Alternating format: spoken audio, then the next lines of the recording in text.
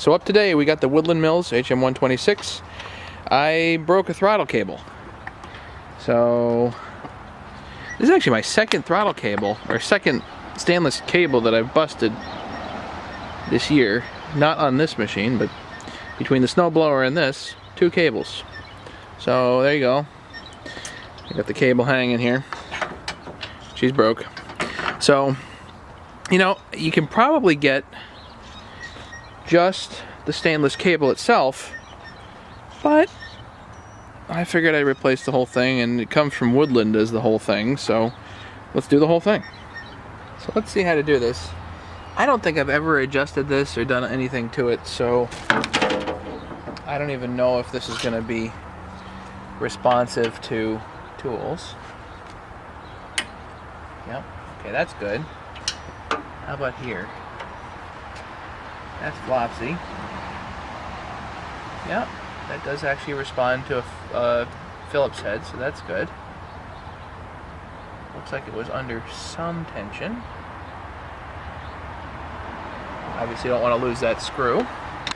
But one thing I'm looking at here is that, you know, this black cable, see the moisture inside there? I'll bet that's part of what messed everything up. And of interest, obviously this right here is a point of failure. I wonder if we could fix that. So let's remove this. The whole piece here.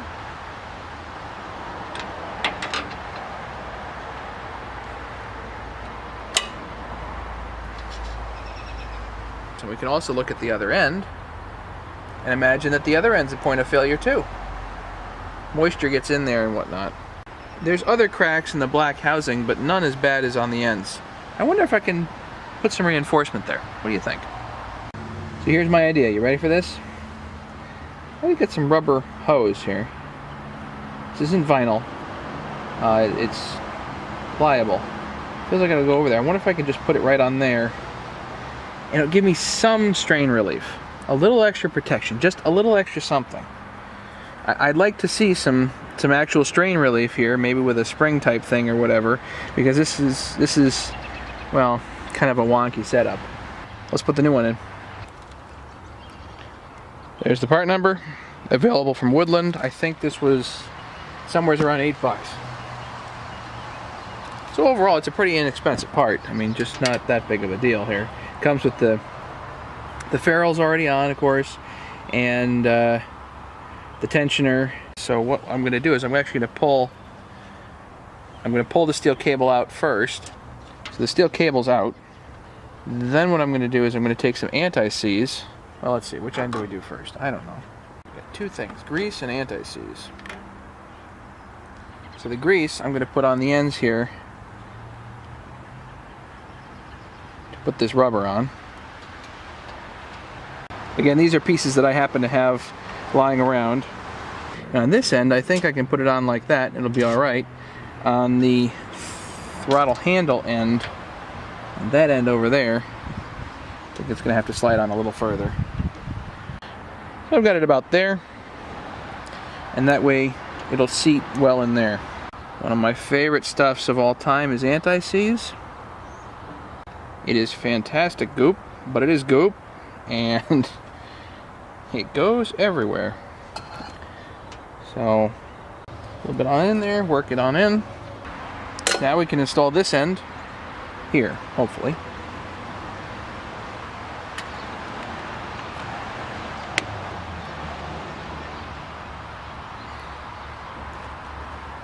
Let's pull this through first. And get this back in the right spot. I don't even know if this will go over this. I'm going to go bang on this a little bit, open it up a little, and see if that helps. Got this bent almost flat. New bolt, washer, lock washer. There we go.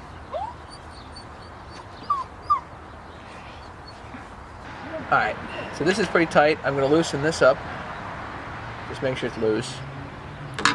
Now we're going to go over to the handle. So it looks like I can remove that. And then to make my life easier, I'm going to rotate this just temporarily.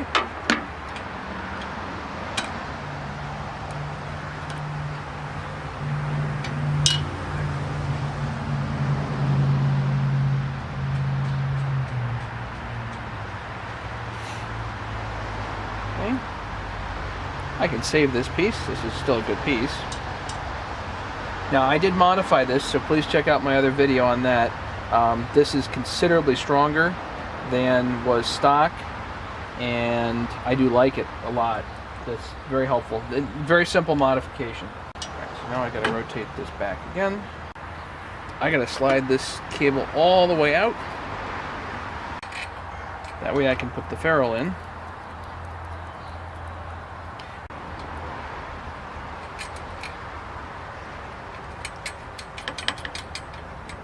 Okay. Put that in there. Right, now we can slide the stainless cable back through. Our stainless cable goes back through, just like that. So now we can take the cable and put it right in there. Ding. So one thing that happens to cables is they stretch. So you want this, instead of all the way tensioned, you want it pretty much all the way loose. And the way to do that is to make sure this nut is, let's put it 90% down that way. And that way, if we have to tension it, we actually just move the whole unit this way and it tensions the throttle. Let's put this at full throttle here, because that's full. And then we'll go back. You know what? Let's use a clamp. Let's set it more or less at full throttle here. Let's go back. Back over here. So let's move this now to full throttle. And screw this down. Bend it over. Make sure it's nice and tight. That's it. Go back and remove the clamp over there.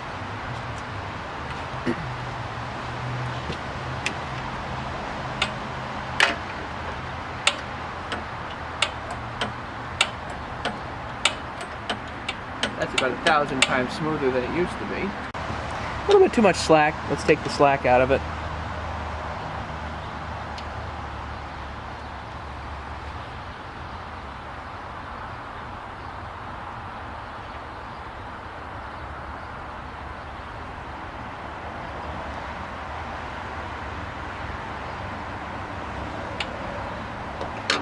Go.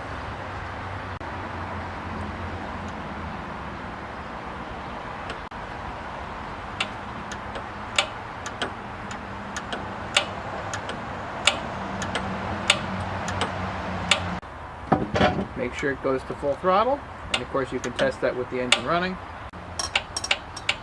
It goes back against the stop without any trouble, so we have an appropriate amount of travel. As long as you're getting to full throttle, that's it. That's the adjustment. That's the cable install. Just notice that there is just a little bit too much slip here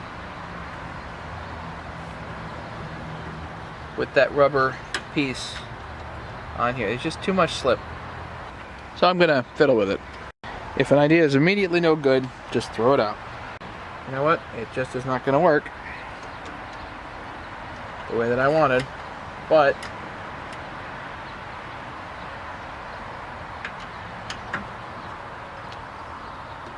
doesn't mean we can't have strain relief. It just means that where this grabs has got to be grabbed absolutely. Alright, now we can make sure that's tight. Let's articulate it, see how it goes. Just gotta make sure it goes all the way up against the stop, and it does. So that's it. We have our throttle line back. Hopefully this adds a little bit of strain relief. So the stock screw that came out of here is actually M5 by, I believe, 0.8. Hope you like your Woodland mill. I do. It's got some issues, some maintenance to do, but so far I've been having a lot of fun with it. So thank you for watching. Don't forget to subscribe.